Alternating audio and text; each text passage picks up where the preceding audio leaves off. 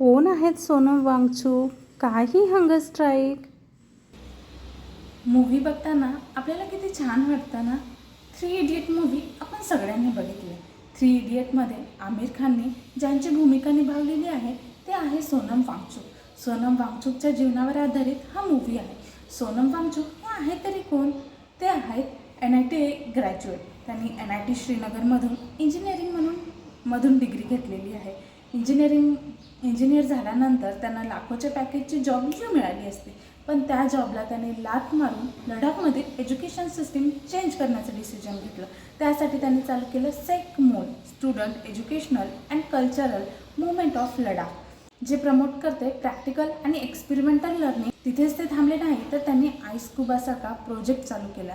आईस्कुबा एक artificial glacier आहे जे विंटर वॉटर सेव्ह करते आणि स्प्रिंग आल्यानंतर ते ॲज अ इरिगेशन वॉटर म्हणून जेव्हा वॉटर स्कॅर्सिटी असते तेव्हा फार्मर्सला ते प्रोव्हाइड केलं जाते. त्यासाठी त्यांना इंटरनॅशनल लेवलवरती बरेचसे अवॉर्ड मिळाले, नॅशनल लेवलवरती पण बरेचसे अवॉर्ड मिळाले. ते रिकग्नाईज झाले, त्यांची एक आयडेंटिटी बनली. त्याचबरोबर त्यांनी बरंच काही केलेलं आहे लडाखमधील एज्युकेशन सिस्टीम चेंज करण्यासाठी, हिमालयन रिजनमधले लर्निंग इम्प्रूव्ह करण्यासाठी. त्यांचे सगळे प्रोजेक्ट सक्सेसफुल झाले आहे. त्यांचं पूर्ण लाईफ त्यांनी एज्युकेशनसाठी दिलेलं आहे. त्यांनी स्वतःसाठी काही न करता पण त्यांनी पूर्ण आपलं लाईफ स्टुडंटसाठी, एज्युकेशनसाठी, लर्निंगसाठी नवीन नवीन प्रोजेक्ट पूर्ण इंडियाला त्यांची लाईफ ही जी आहे ती दिलेली आहे. आता ते निघालेले आहे इंडियाचे एज्युकेशन सिस्टीम चेंज करण्यासाठी.